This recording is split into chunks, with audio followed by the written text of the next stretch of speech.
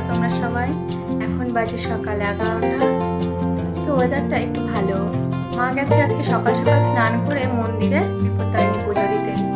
তাই আমি মায়ের জন্য আজকে কিছু স্পেশাল খাবার রান্না করবো। তো চলো আজকের ব্লগটি শুরু করি। চলে এসেছি রান্নাঘরে মায়ের জন্য খাবার তৈরি করতে। বিপত্তারিণী শব্দের অর্থ হলো যিনি বিপদ হরণ করেন। দেবী দুর্গার 108টি রূপের মধ্যে এটি অন্যতম। এই পুজোর মূল উদ্দেশ্য হলো আমাদের জীবনের সমস্ত বিপদ, বাধা, অশুভ শক্তি এবং অমঙ্গল থেকে মুক্তি পাওয়া। আমার মা প্রত্যেক বছর এই পুজো দেন। এখানে আমি গ্যাসের ওপর একটি কড়াই বসিয়ে দিয়েছি। কড়াইটি ভালোভাবে গরম করে নিয়ে তাতে আমি কিছুটা সাদা তেল দিয়ে দিয়েছি। আমি আগে থেকেই আটা মেখে রেখে দিয়েছিলাম। এই দিনে মা 13 রকমের সবজি দিয়ে একটি তরকারি খায় এবং 13টি ছোট্ট ছোট্ট লুচি খায়। তরকারি রান্নার ভিডিও ক্লিপটা নেওয়ার সময় আমি ক্যামেরাটা অন করতেই ভুলে গিয়েছিলাম, তাই আর তরকারি রান্নার ভিডিওটি করা হয়নি। এখন আমি ছোট্ট ছোট্ট লেচি করে নিচ্ছি এবং সামান্য কিছুটা তেল বেলুন চাকিতে লাগিয়ে নেব। এরপর ছোট্ট ছোট্ট লেচিগুলিকে ভালোভাবে বেলে নেব।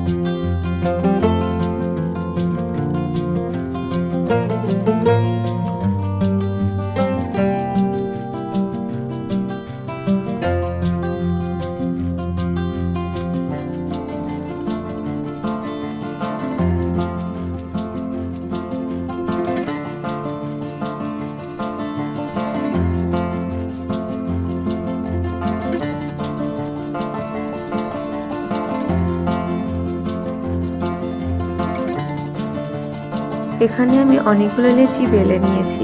এগুলি দেখতে খানিকটা ফুচকার মতন হয়েছিল। এখন আমি তেল গরম হয়েছে কিনা সেটা চেক করে নেব। এখানে তেলটা ভালোভাবে গরম হয়ে গেছে। এখন আমি লেচিগুলিকে দিয়ে দেব। আর দেওয়ার সাথে সাথে দেখুন কি সুন্দর লুচিগুলো ফুলে উঠেছে।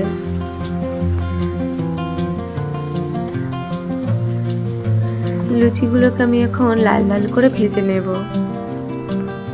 কারা কারা বিপত্তারিণী মায়ের সূত্র বাঁধতে ভালোবাসেন কমেন্ট করে জানাবেন।